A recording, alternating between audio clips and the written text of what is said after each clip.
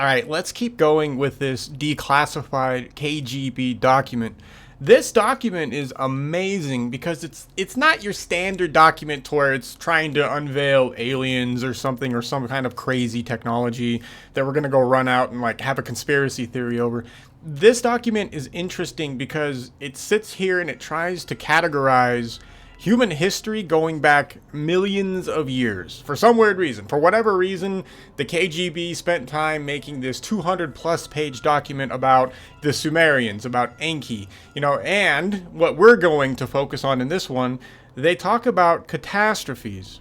Now, at the point we're in right now, I know it took me like 12 million hours to read 3 paragraphs in the last show, but we'll keep reading, and in this last part that we're going to read relative to this section, this stuff is important because this document is not talking about gravity in the sense of relativity. It's not dealing with dark energy or dark matter. What's interesting about this whole document is that when they start to talk about all these catastrophes that Earth has gone through, they don't talk about them in the sense of basic gravitational stuff or very basic geological stuff, though there is some, standard geology garbage in here. The main important part to this document, which is fascinating, and it's insane that they even talk about it at all, is that they factor in electromagnetic principles. Now, for those of us who are into the plasma physics situation or the electric universe, this is huge.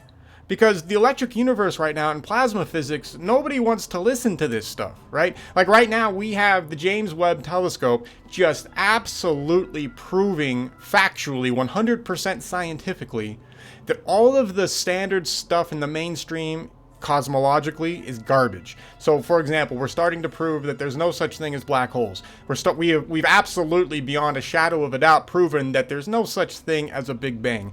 So all of the cosmology concepts that lead to the existence of a Big Bang having to happen, they're all garbage. They're all fictitious, right? The James Webb telescope is getting rid of all of this stuff. It's also getting rid of dark matter and dark energy, which is important because if people are going to be stuck on dark matter and dark energy, that means they are never going to head in the correct direction. And the correct direction is plasma physics, right? Everything is electricity. It's funny. All you have to do is like look around and realize everything is electricity. You do not need anything crazy to do this. Everything we do is based on it. It's hilarious how like right in front of our face it is. Anyway, the mainstream completely ignores that stuff, right? And that would go for government agencies as well. So this document, it's already weird that it goes into catastrophes. I mean, this document talks about stuff that happened millions of years ago. It talks about humans existing millions of years ago, right? It deals with Enki and Enlil, all of that crazy stuff. So that's already fascinating. But what's even more crazy is when they start talking about this stuff, especially the catastrophism, they blame it on electricity. Like they blame it on the concept of electric universe. Now, these guys aren't mentioning electric universe. This document was released in the 80s. I don't know when it was truly made. But, in the 80s, nobody was talking about the electric universe on a grand scale, I should say. I realized that the plasma physics guys back in the day, well, there's a lot of people doing this stuff, but it was very much in the background. Nobody was paying attention to them. So I find it fascinating that this document even wastes their time talking about electricity and blaming the catastrophes on electromagnetism instead of blaming it on basic stuff like, a meteor crashed into Earth or a comet crashed into Earth, right? Because that's all that the mainstream cosmology has when they try to go and they try to blame, or if they try to even admit that a real cosmological catastrophe took place on Earth. What's the main culprits, right? We get the number one culprit is a random comet. Well, we're out of ideas, so we're just going to say that a random comet, impacted Earth. Okay, where? Well, there's kind of some evidence there, but not really. And, it's a joke to listen to these mainstream cosmologists try to validate their points with very simple stuff like impactors. Right? We don't need any of that. And that's the beautiful part about the electric universe situation is we do not need impacts. All we need is electrically charged bodies coming into close proximity with each other to where their electric fields begin to touch and talk to one another, and then we can start to see the destructive outcomes. So it's crazy that this document talks about that kind of stuff at all. So let's keep going. Now, this document, really quick, if you haven't watched the first video, go waste your time doing that, because I know I wasted my time making it. Like I'm wasting mine and yours times right now making this part of the video. All right, so go back and listen to that. But the way this document comes off is... So it's interesting on the electrical side, so that's really cool and that's good stuff, and that's something that we're going to look at here and try to gain some information out of possibly. But we also have to remember that this document is also designed in a very weird way. So in our ancient historical studies, we no longer look at all of these crazy catastrophes that hit Earth that we have all the evidence for. We do not look at these catastrophes as happening millions or billions of years ago in Earth's history. We no longer do that. The reason why we don't do that is because our ancestors recorded all of this crazy stuff that happened only in the past few thousand years. So we don't need millions of years. We only need thousands. Maybe 10, 12, 15 tops, depending on what kind of evidence you want to believe at this moment. What we don't need millions and billions of years, and this document really, for whatever reason, it decides to give credit to millions, to humans, existing several million years ago, and the Enki thing happening like 500,000 years ago, stuff like that. And they do kind of talk about how they get to their conclusions. But what's interesting, another thing that's interesting in this document is when you read how they come to their conclusions, it's still very much based in standard historical studies or standard scientific studies. By that I mean when they go and they try to date something, they'll use the crappy dating methods of carbon dating or dendrochronology, stuff like that, which is completely unreliable, but which the mainstream has gone to great lengths to hoodwink everybody into believing that it's real. Right? Carbon dating is a complete fraud. Dendrochronology, a complete fraud. All of the atomic dating methods that we now have, all of these they're all garbage. That's a different show entirely. But this document takes all those findings as if they're real. So they'll talk about things like, during a catastrophe, people were running from a volcano 1 million years ago, and we have their footprints stuck, in the mud, right? They were fossilized in the mud. And then they give a year for 1 million years ago. And the reason they give that year in particular is because that's what our standard dating methods spit out, right? That's the standard, mainstream chronology that they're going off of. So I only point that out because we have to be careful when we start to look at evidence like this. Now, this KGB document could be complete BS. I don't know. I don't know.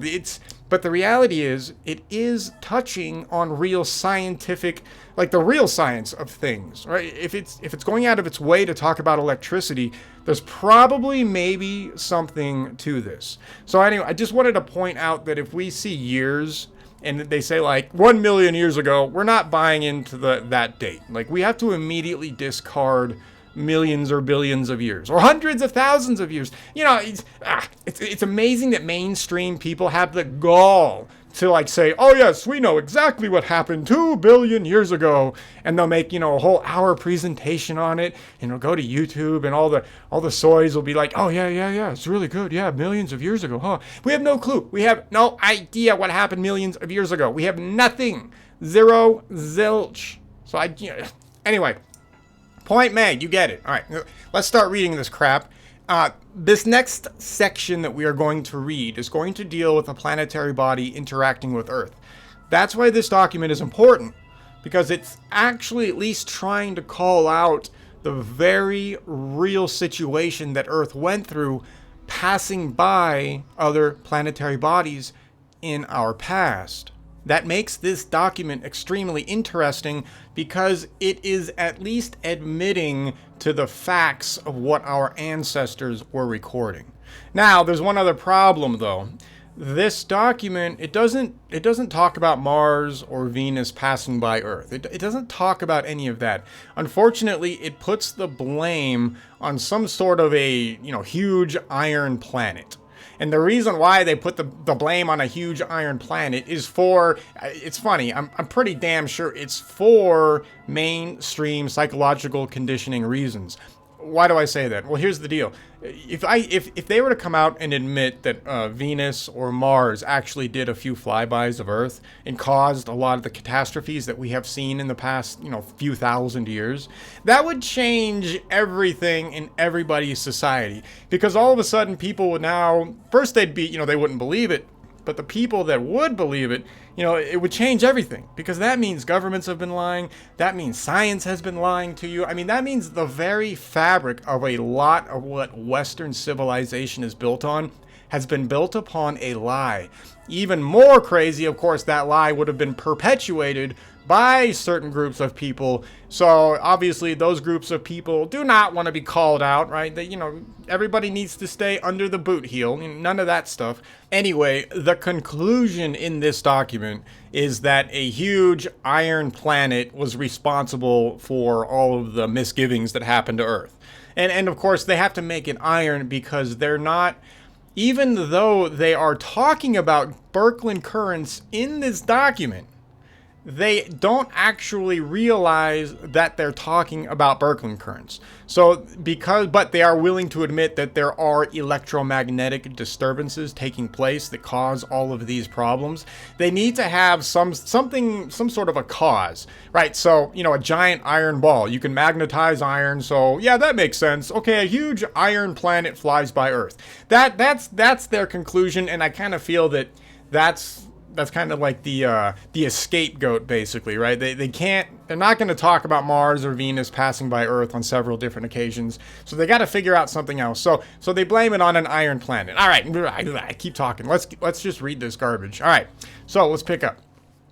The core, and this is the core of the Earth, begins to emit high-frequency, rhythmically alternating streams of electromagnetic energy at a higher rate, which increases over a short period of time. When the core oscillation rhythm reaches 13 hertz, its electromagnetic behavior becomes unpredictable and leads to a shift of the magnetic and geographical poles. Now, this is important. This is a very short paragraph here, or run-on sentence, whatever. But they're also admitting that during these catastrophisms, we had pole shifts. We had geological shifts of Earth. And of course, this corresponds directly with what all of our ancestors talk about. We have, for example, we have, all the ancients have a story of the sun and the moon standing still. Right, so that's the Earth's spin being stopped, basically, or being halted. So we have stories like that. That, of course, would mess things up geologically. But when this is also going down, we have our ancestors talking about a point to where the Earth literally flips over physically. Now, that's going to screw around with the poles a little bit, right?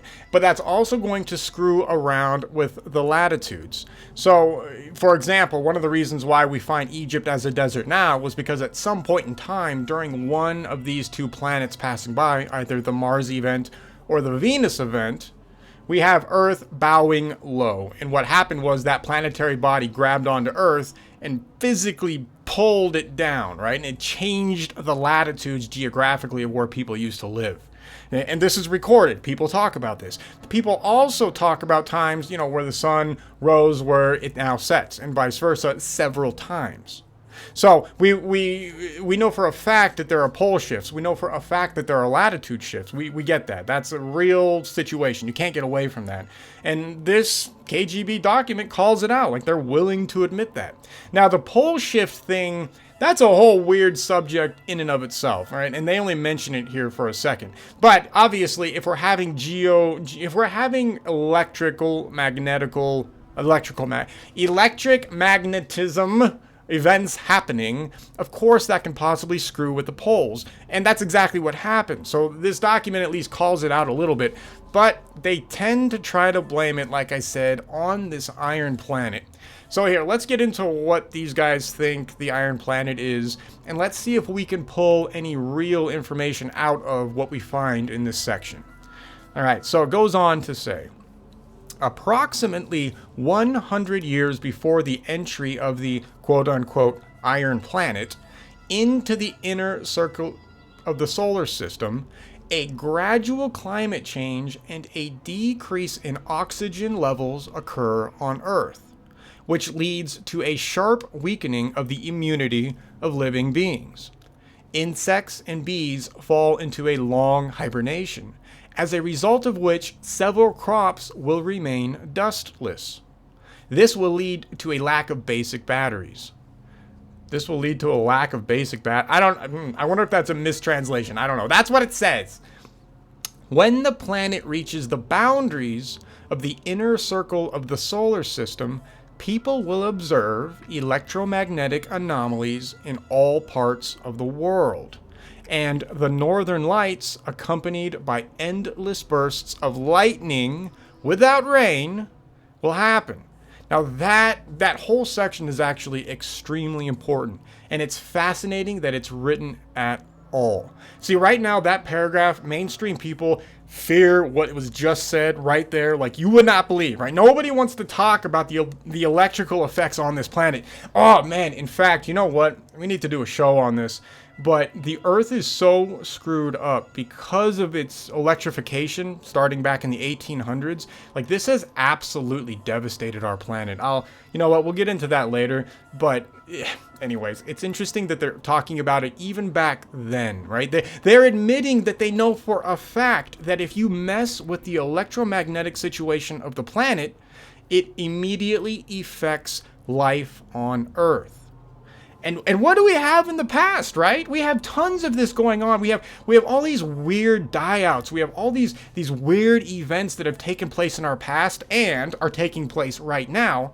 But there's never a satisfying answer as to why it's happening. But the reality is, here's the answer. Like, this document literally just told you what the problems are on planet Earth, but in the solar system in general. If you mess with that electromagnetic field of the Earth, you affect everything. Because everything on Earth, right? We're all plasma. Everything is plasma. So if everything is a charge, has a charge attached to it to some degree or another, everything's going to affect everything else if within a relative area. Right? You don't get away from it. You don't get to hide from this stuff. It's something that can happen on the sun, whenever the sun does something electromagnetically, has a burp or something, that absolutely affects the entire solar system in some way or another.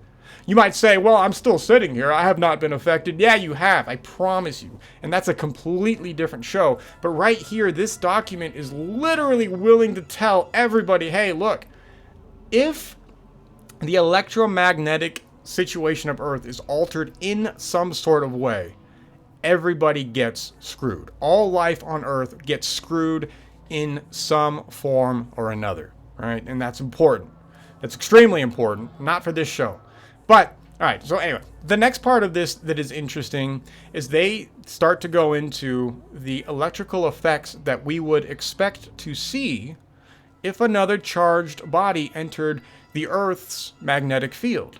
Right, this thing, it goes right out and says it, right? The second two large bodies like that, two planetary bodies touch each other or see each other electrically, not running into each other. Remember, these are not collisions, right? This planet did not bounce off of Earth or something like that physically. None of that is happening. Whenever you hear, oh God, there's like that one theory by that guy who says like 3 moons smashed into Earth or something. Yeah, that stuff doesn't work for several reasons, but we don't need any of that. So when you hear anybody talking about a quote-unquote impact electrically, they're just talking about the magnetic fields touching one another. And once those magnetic fields touch each other, right, you have consequences. Stuff happens. So one of the things that we see would be the aurora borealis. We would not just see that, though, at the poles. You would find that all over Earth. And we've had that happen in the past. We know for a fact it can happen all over Earth when some sort of an electromagnetic disturbance happens, right? People can see auras, the auroras, in the sky, down here in the United States, for example. You can see that stuff when something happens. So if you have a planet passing by, the whole planet's going to see stuff like that. The next thing that is extremely important is they talk about lightning without rain. Now that's huge. Like that's probably one of the more important things, because that's also something you will not see mainstream talk about. Lightning without rain. So when you have two charged bodies coming close to one another and they're trying to equalize each other out, right? They're trying to balance each other out, because that's what electricity does, right? One of the ways it does that is in the form of a shock, right? In the form of a lightning bolt. It's just like when you rub your feet across a carpet and you go, zap homeless people. It's the same thing, right? You are finding that you're getting a charge, and then you are releasing the charge. Right? That's how it works. And it doesn't just work for us humans. It works for all charged bodies. So if another charged astrological body passes by Earth, what can happen? Precisely. You can get zapped, or the planets can zap each other with thunderbolts. And that is exactly what happened. And that is exactly why we find some of the scars that we find on Earth, on Mars, on the moon, etc. Right? These are all electrical scars. And this document calls it out, which makes this scientifically factual. So, if this document has some real scientific evidence backing up its claims, then maybe there's something here. All right, so we'll keep going. All right. Now, I love this part. This is huge too.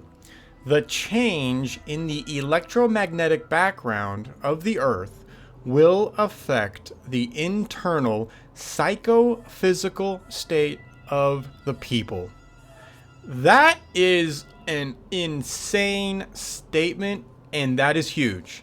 That's actually an entirely different show, so we're just gonna keep going. But Jesus, we're gonna do something on that. Anyway, we'll go on. This will cause mass suicide and riots. People will suffer from insomnia and mental disorders. Electromagnetic storms and excessive radiation background will cause numerous deaths of people suffering from cardiovascular diseases. Also an incredible statement, but one for later. There will be a sharp shortage of food as the quote-unquote iron planet moves towards the sun. Earthquakes will begin on Earth, after which a large amount of meteorite precipitation will fall on the Earth. All right, I got to stop right there. So this is the next part that's amazing.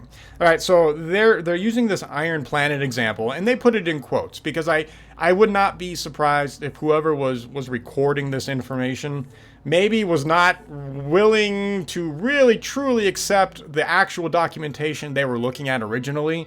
Because they may have, for all I know, they may have actually seen the words Venus and Mars in whatever they were copying from. Like, saying Venus passed by Earth or Mars passed by Earth. But it's so it's so crazy for regular people to imagine that nowadays. To where, they don't want to believe it at all, right? They've been taught that Mars, Venus, the entire solar system has not moved or been altered in billions of years, right? And that has been drilled into everybody's head.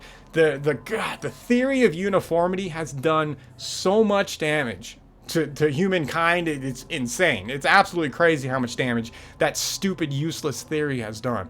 Anyway, so whoever they are, they use the iron planet, right? That's their excuse. One of the things two of the things that they talk about here, earthquakes and of course meteorites. These are important because these events are exactly what our ancestors record happening. And that's exactly what would happen anyways electrically. So when you have two electrically charged bodies screwing with each other, their magnetic fields are talking and touching, and they're messing with each other electrically. It's not just something, it's happening up in space and you just kind of watch it like you're watching a movie. Oh, no.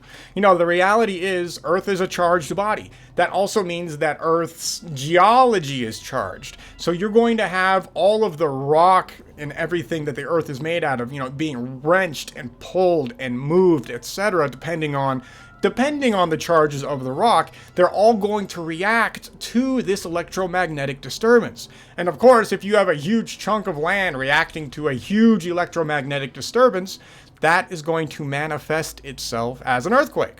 And that is exactly what happened. That's exactly what our ancestors talk about, right?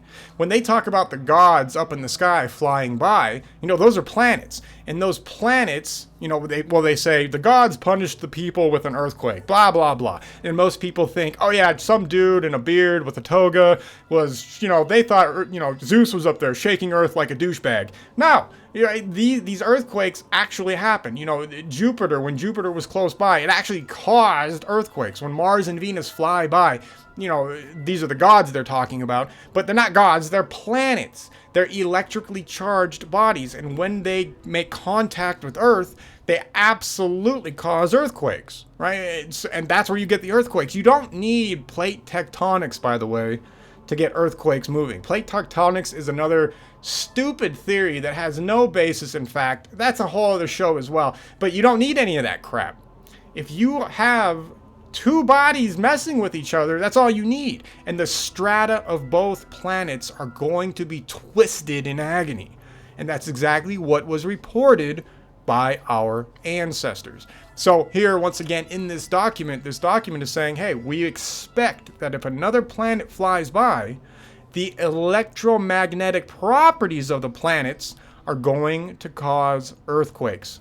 And I love that they're saying that, because you're not going to see that in other documents. You're not going to find that mainstream stuff, right? No mainstream person is blaming earthquakes on electromagnetism. These people are not only blaming it on electromagnetism, they're actually talking about how another planetary body would interact with us and create that problem. So this is important, right? It's a pretty good document that it's talking about this in any sense of the word. Now, the next thing that this said in that 2 sentences that I read that we're now going to talk about for 12,000 hours, right? They talk about meteorites falling. And that's exactly what would happen as well if you had the two planetary bodies flying by one another, right? You're going to have debris being ripped off of these planets. You're also going to have the atmospheres being messed with as well. You're going to have like everything being messed with. God, you could just do like 12,000 shows on what's being messed with. But one of the events that would happen is the planets would be being sort of wrenched and messed with. So while the planets are going through a geographical hell, or geographical nightmare really, one of the things that would also be happening would be both bodies would be exchanging those thunderbolts. They would be exchanging electrical charges. And of course, to prove this, we have the scars on Earth and we have the scars on the other planet, but we also have the eyewitness testimony of our ancestors. Right? So there's no real reason to not believe this didn't happen. I mean, all the evidence is right there. It's freaking crazy. Anyway, but while these electric discharges are going on between the bodies, if one hell of a lightning bolt from space slams into any planet, there's a good chance that if there's enough force, that it's literally going to launch debris off of that planet's surface and send it into space, right? And that's exactly what we find our ancestors talking about as well. So, if Earth zaps, Mars or whatever, or Venus, what happens? Well, you get a bunch of debris flying off of that planet. Those planets, we're pretty close to one another if we're zapping each other. So that means that we would definitely receive a rain of meteorites from that planet. And guess what we find, right? We find Mars meteorites on Earth. Why? How is that even possible? The mainstream has no real explanation for this, by the way. They just kind of hand wave it with some garbage. I'm not going to get into it. It's garbage. But you have to explain how you launch rocks off of a planet using standard theory. And of course, they just immediately go to impacts. That's all they have. They can only say, I guess a meteor impacted Mars 8 billion years ago, and it knocked some rocks into the air and then into space, and then eventually those space rocks fell on Earth. There are so many problems with that statement that it's hilarious. But the good news for them is that the general public is not smart enough to understand why it's stupid. If you have an impactor on a planet that is capable of generating enough force to launch, and I mean launch out of orbit, rocks, debris, etc. from a planet's surface, that is one hell of an impact. I mean, that is an impact that would leave a scar on a planet like you would never believe.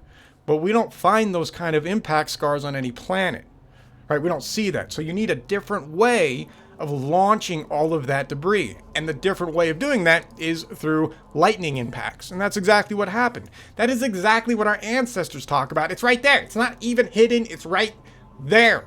So anyway, Mars and Earth do a pass by, zap each other, pow! All of a sudden, you have meteorites falling from the sky, just as our ancestors say. Right? And here it is, the KGB document, stating it right there as well. Right? They're calling out what would have actually happened. Right? These people aren't speculating. This is their science, and it's good science. All right, let's keep going on. As the iron planet moves towards the sun, earthquakes will begin on Earth, after which a large... Oh yeah, we read that. The movement of tectonic plates will begin. Now, here we go. They're still under the impression that this is settled science. Don't forget, this is not settled science, but there's stuff like this in this document. That's okay. It's all right. We'll take it as it is and we'll move on. Okay, so anyway, where are we at? People will seek refuge in high-altitude caves. After volcanic eruptions and earthquakes, a third of the terrestrial and marine fauna will be destroyed. When the iron planet reaches the asteroid ring, an asteroid will fall to Earth, as a result of which most of the freshwater resources will be destroyed.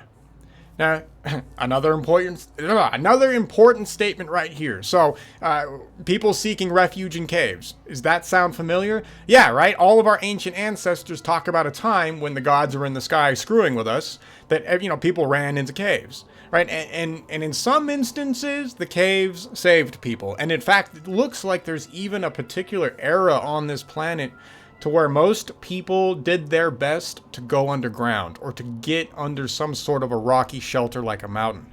And the reason why is simple, right? If you have that kind of cosmological event going on in the sky to where you're having constant rains of meteorites and lightning bolts slamming into your planet, I mean, you got to get out of the way somewhere. But we also have the stories of people going into the caves and the caves doing nothing, right? Immediately collapsing in on themselves.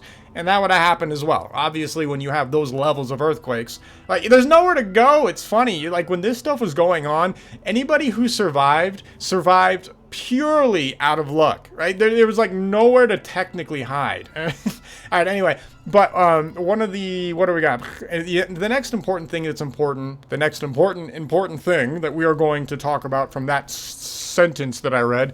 Don't you love it? I read one sentence and then we talk about it for 10 hours. All right, but this other sentence that they bring up when they talk about a third of the terrestrial and marine fauna being destroyed, do we have evidence for that, A, in our scientific past, but B, do our ancestors talk about that happening at any point in time? And of course the answer is yes. It's right there. They absolutely talk about mass extinctions that they witness. Right? This is another thing that mainstream science hates, absolutely hates to deal with, is the fact that all of our ancestors record mass extinctions due to the planets in the sky interacting with Earth. Right? The only reason why people in the mainstream don't pay attention to it, well, there's several reasons, but one of the main reasons why is because all of our ancestors' stories have been framed in this sort of fictional, God sense. Whenever they talk about something going on in the sky, it's, they don't say, technically they do say planets. Our ancestors say planets. But the mainstream nowadays, they take it as how they've been trained, and they take it as an actual God. And, that's dumb because our ancestors never talk about it in that context. The vast majority of the times, especially the further back you go in ancient history, whenever you see a god being blamed on something, that's a really crap translation. Right? Our ancestors were not blaming something on a god. They are blaming it on a planet. And we know very well that our ancestors had very specific planets attached to gods. So the problem is that when these translators are going through these documents and they come across a planet, right? Venus doing something, instead of translating it as the planet Venus, they translate it as the god Venus. Right? Two completely different meanings. And that's what throws everybody off. Just imagine if all of our ancient historians in the mainstream were intellectually and academically honest, we would see the real translations, or at least attempts at the real translations, and then you would have a completely different picture. It would not even be possible for you to imagine some sort of a sky daddy, because you wouldn't need to. You would know for a fact that it's a planet that is messing with Earth scientifically. Anyway, so our ancestors recorded the fallout of life, what happened to life on this planet due to these events. And this KGB document says that, hey, if this were to happen, this is what we would expect. So, anybody who is operating honestly, you'll come to these conclusions. And it's fascinating to see this document do this. And then we, of course, have all the evidence to back up all of this stuff. Now, the next thing it talks about is getting to the asteroid ring, right? Now, here's a problem. In this document, they're assuming that our solar system, during this time period, was still in the steady state that it's always in. Right? We know that that's not the case because our ancestors tracked and told us where the planets were in their orbits. By the way, that's one of the reasons, if you've ever wondered why people don't take the astronomy of certain ancient civilizations seriously, is because it's not because that they were stupid and did not understand, rotating bodies around the sun and all of that stuff. They very well understood all that. The problem is that the data that those ancient civilizations are recording, they don't line up with today's data, right? For example, if we rewind the clock on, say, eclipses on Earth, once you get to a certain point, I think it's like 1,000, 1,500 years or something. Once you get to between 1,000 and 1,500 years, suddenly every ancient culture's eclipse records don't make sense anymore.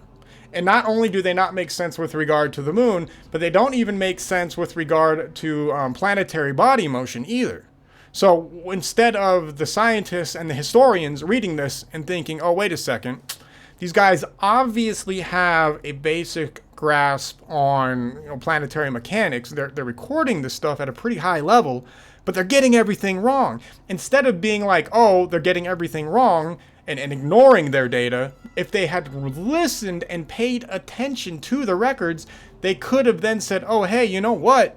Our ancestors must have lived during a time where the planetary bodies were in a completely different situation. That is the conclusion that should have been had, right? Especially with not only the astronomical records that exist from some ancient civilizations, and they're high level, right? Don't make any mistake about this. These records in certain like forms of the way these records are kept. I think in the Vedas, I think it's the Vedas. They literally record planetary motions not in the sense of a story, not in the sense of some sort of a fictional, great epic. They literally record all of the events in scientific notation. That's one of the reasons why it's a dry read, because it's not interesting. You're reading this as if you're reading off a scientific checklist. That's how accurate our ancestors were, and nobody listens to them. Nobody pays attention to them. They're literally giving us the scientific notation of of cosmology back in the day, and everybody ignored them, or not everybody, but the mainstream ignored them, right? So in this document, they're trying to blame all the meteorites that we talked about on the asteroid belt. And by the way, there was still debris trails out there. So it's not completely incorrect. They're just focusing on the asteroid belt in this situation. The reality is, when we would have been dealing with planets flying by one another, there would have been a lot more debris out there in space. So yeah, some of these planets would have trails of meteorites following them, right? And so when they get close to Earth, a lot of those meteorites will also fall onto Earth. It's not just that they're ejected off of the planet by an electrical thunderbolt. It's not just that. That's one of the things that does it. But it's also just everybody's dragging around trails of debris as well. So that's what's also going on. So that statement's not completely wrong. We don't need to blame it on the standard asteroid belt theory, because that wouldn't be a problem at that point in time. It probably wouldn't even have existed yet, really, because the asteroid belt eventually gets formed out of all of the debris that is created during these planetary contacts. So I guess, yeah, you know what I'm saying. You get it. All right, anyway. What else do they talk about? Asteroids will fall to Earth, and it will... Oh, that's right. So, as a result of which, most of the fresh water sources will be destroyed. Now, where have we seen this in ancient history? Have we seen this in ancient history, right? It's a good question. And of course, the answer is 100% yes. In every ancient history, everybody talks about the waters being poisoned, the waters running red, the waters boiling. Basically, the fresh water supplies during the Venus event especially, they're all poisoned. They get absolutely corrupted and destroyed, and everybody records it. So this document postulates that that is what would happen if an event like this were to occur.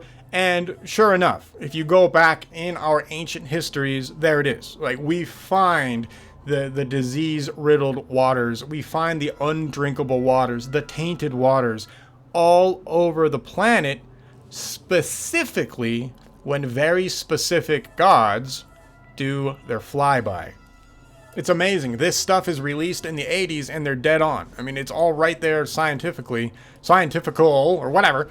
And nobody pays attention to it. They're literally, even the governments know about this stuff, and they're willing to kind of screw with people on this. But here it is. All right, okay. All right, where were we at? Let's keep going. Okay. This will cause the death of another 1/3 of the population and wildlife. And that's what happened once again. The fall of the second asteroid will cause the tectonic plate to rise and fill with magma. Sorry, this is kind of chopped up. It will cause the tectonic plate to rise and fill with magma in large areas of land, is what I'm guessing that says. It kind of cuts it off. Once again, that's huge, right? Okay, perfect. We've kind of touched on this a little bit, but yes, this is blaming magma fields or lava fields on an impact, right? Once again, we don't need an impact to do this. So first of all, to set the stage, we find a time period to where chunks of the surface of Earth are suddenly just lava. Like, they're just lavatized, right? You have huge fields of lava that appear on this planet in certain areas of this planet out of nowhere. And what's even more interesting is that these fields of lava, they're not coming from volcanoes. There's no volcanoes anywhere near the area. What we find are these huge fields of lava that are, in some cases, like in North America, for example, we have a mile-thick layer of lava that happened with evidence to prove it only a few thousand years ago, right? So where does this lava come from? How the hell do you get a mile-thick range of lava that covers, like a quarter or maybe like a fifth of a continent? Like, how do you get that? But once again, you get it from electromagnetism. Depending on what's going on in the electrodynamic properties of the geology of the area, if an area is experiencing a high electrical throughput, you're going to be creating all kinds of friction, and friction creates heat. So if you have a very specific area that is susceptible to something like this, you are going to just have mountains, rock, everywhere just liquefy. And once again, our ancestors called out all of it. It's funny. They have to blame, this document blames lava fields on an impact. You don't need an impact. And we have no records of an impact that would have caused any of this. That's the other thing to remember. Real science. We do not have any kind of true evidence. I mean true 100% testable evidence of any kind of a large impact hitting Earth and doing...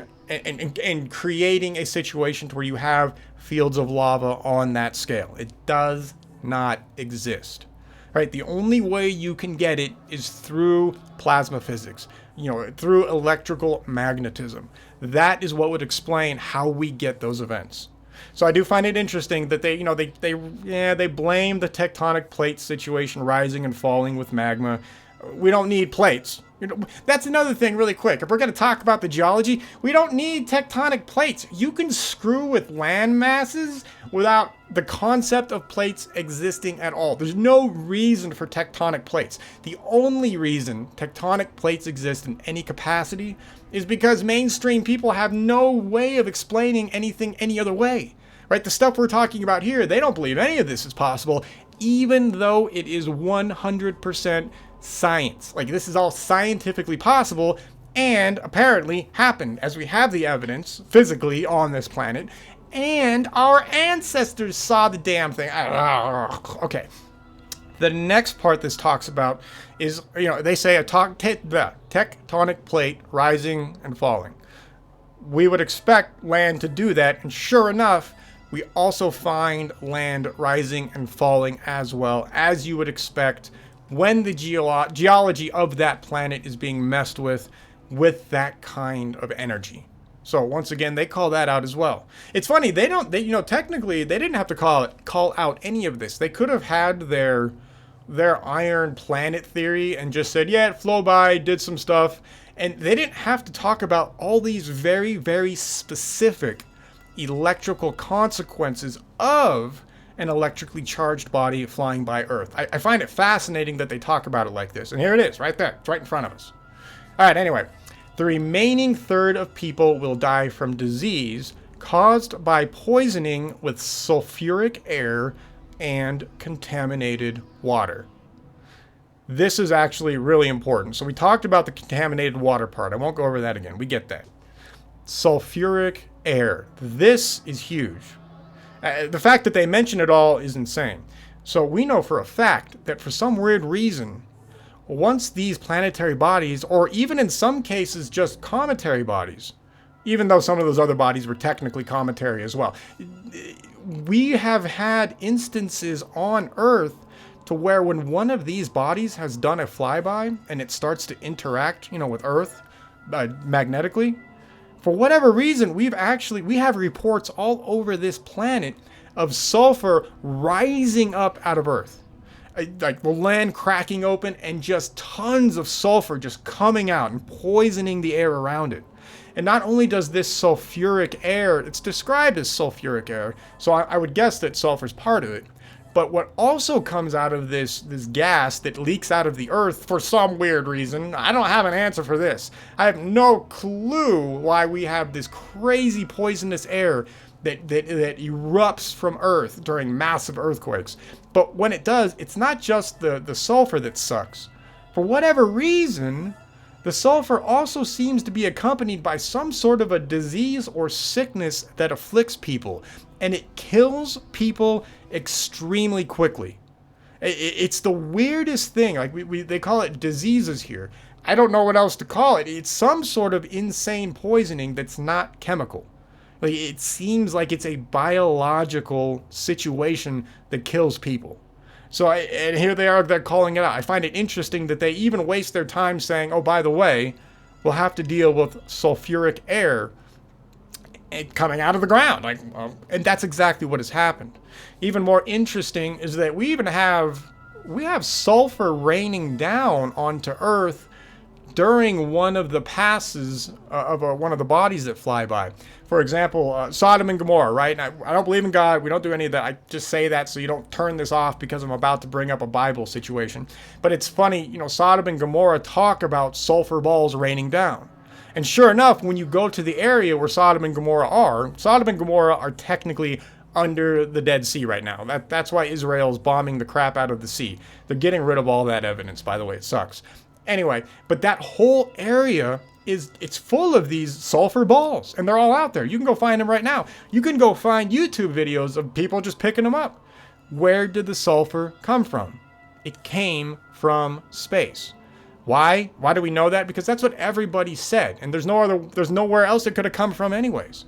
Right? So we have sulfuric gas that emits from the Earth for some weird reason. We also have sulfur raining down from the sky when one of these bodies does a pass by. And it's not always that sulfur drop. I mean, not that I know, I don't know for a fact, but as far as I know, there's only a few instances where it technically rains sulfur. right? And that's one of those areas that got hit hard by the sulfur rain, was the Dead Sea area. And you can find it out there. That's the beauty of science. The evidence is still right there. There's no way around it, right? And so that corroborates the story. Here we have it in this document, pointing out that that is what they would expect, and sure enough, that is what we find. All right, keep going. People will lose their hair and teeth. They will be covered with ulcers and leprosy. Where have we heard this before? We know for a fact that this is absolutely recorded in multiple areas of the planet that have to deal with either the gas or some sort of other kind of radiological event that took place that we don't have a record of anymore, because those people are dead and the area is, gone basically, right? Nobody survived to talk about it. You only have witnesses being able to, kind of see the aftermath. So very interesting. Only after that water, the flood will wash away the land from the face of the earth.